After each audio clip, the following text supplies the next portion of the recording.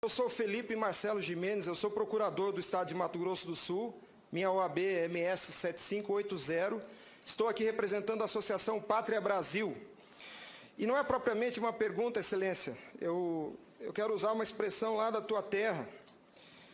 Nós somos advogados, o senhor é advogado, eu sou advogado, e quando esses cientistas falam da tecnologia da informação, nós ficamos mais perdidos que Cusco em procissão.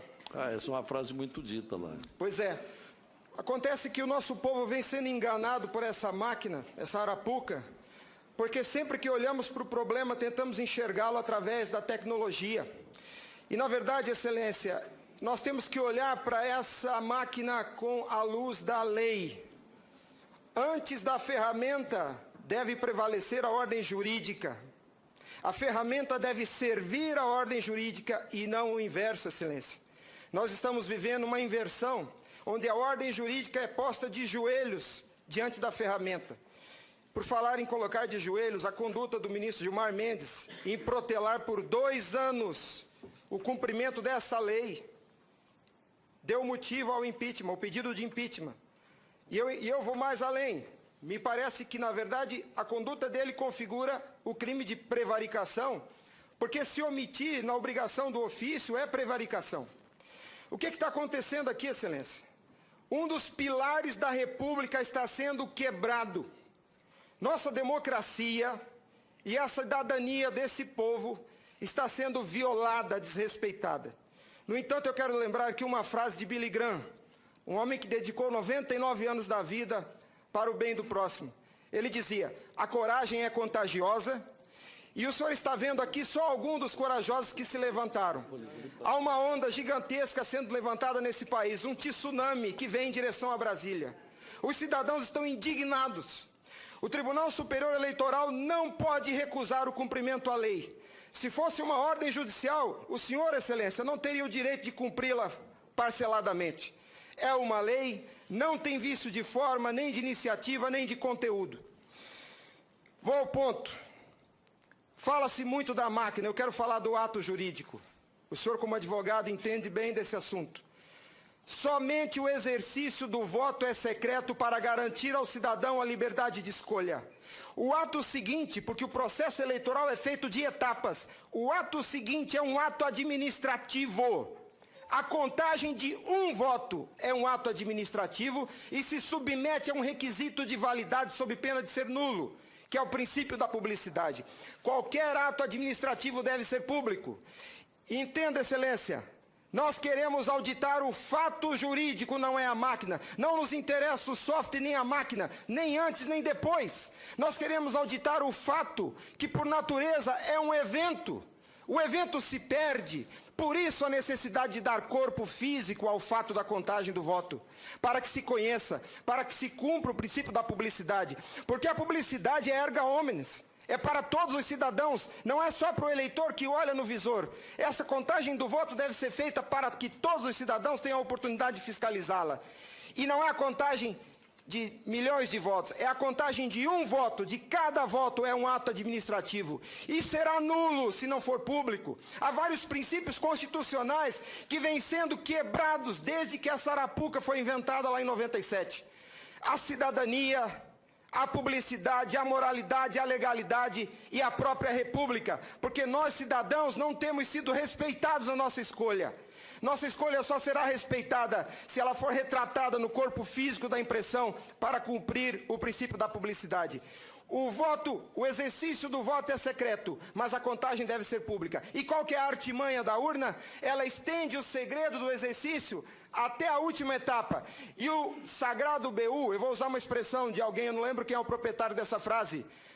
A seita do santo baite tem no altar o BU. O BU não prova nada, Excelência.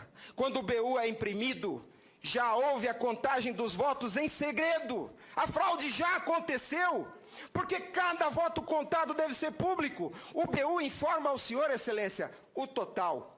Nem no condomínio onde eu moro não aceitaria uma eleição assim. Imagine, Excelência, se eu fosse candidato a síndico, colhesse a urna e fosse contar dentro do meu apartamento e voltasse e comunicasse aos condôminos. Aqui está o resultado, eu fui eleito. O BU é a prova da fraude, excelência. O BU é a prova da fraude. Doutora Simone, apesar de muito jovem, foi minha professora na faculdade. Ela é talvez a cabeça mais qualificada nesse Senado para rezar esse discurso, para dizer o que é um ato administrativo. Gostaria que ela estivesse aqui. O que acontece? Nós estamos sofrendo uma violação dos princípios republicanos, dos princípios constitucionais e principalmente, excelência, da cidadania, porque nossa cidadania só existe na medida em que nosso voto seja respeitado, porque ele é o instrumento do exercício da cidadania, porque através deles elegemos os nossos escolhidos. E a nossa eleição, a nossa escolha tem sido apurada em segredo, e o fato se perde. Por isso que os adeptos da seita do Santo Byte dizem que nunca há fraude. Porque quando se procurar o fato dentro da máquina, ele já não está mais lá, ele está no BU. E o BU só tem o total da contagem dos votos, excelência. Nós precisamos olhar para esse problema sobre a ótica da lei. Sobre a ótica da lei. Nós não podemos continuar aceitando esse engodo. E a lei que os senhores votaram, com uma representação maciça da outorga popular, só os senhores têm legitimidade para representar o povo brasileiro. Só os senhores. Os ministros da Justiça não têm essa legitimidade. Eles estão usurpando dos senhores as suas competências. Eles estão colocando esse Congresso Nacional de joelhos, porque estão se recusando a cumprir a lei. Eles estão, excelência, eles estão cometendo abuso de autoridade. Abuso. Porque essa lei que os senhores votaram com 71% do Congresso Nacional, a derrubada do veto teve um peso de outorga popular maior do que as emendas à Constituição. 71% do Congresso Nacional disse, em nome do povo, será impresso o voto. E a lei, excelência, não tem discricionariedade. A lei não permite fracionamento. Fracionar o cumprimento da lei é um abuso, é uma violação, é uma teratologia. Não há possibilidade de se fracionar o cumprimento da lei. Imagine o senhor, se o senhor fosse sujeito passivo de uma ordem de Gilmar Mendes, se ele aceitaria ouvir do senhor o seguinte: ministro, eu vou cumprir sua ordem, um pouquinho a cada ano. Até 2050, Gilmar Mendes, eu termino de cumprir a sua ordem. Imagina que ele aceitasse isso do senhor. A lei não tem discricionariedade. Não é possível cumpri-la pela metade. Em resumo, é isso, excelência. E por fim, o direito dos senhores, a sua autoridade como representantes do povo está sendo vilipendiada. E por quem? Vou dizer mais. Não é por juízes. Os ministros, quando sentam na cadeira do Tribunal Superior Eleitoral para administrar esse serviço público, que é a eleição é um serviço público, não é jurisdição, não é um ato jurisdicional. Quando eles lá, sentados em seus gabinetes, estão administrando o processo eleitoral, são administradores sujeitos aos princípios constitucionais, como qualquer agente do executivo. A hibridez da justiça eleitoral tem confundido o povo.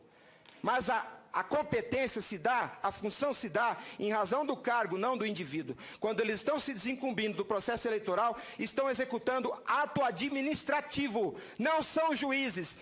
E vejam o absurdo, excelência, um administrador público que por acaso usa toga, se arvoca o poder de desrespeitar a lei que os senhores votaram.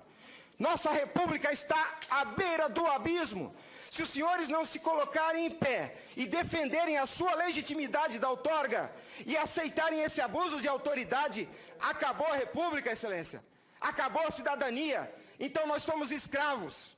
Nós seremos escravos se a nossa escolha e a lei que os senhores votaram não for respeitada. Obrigado.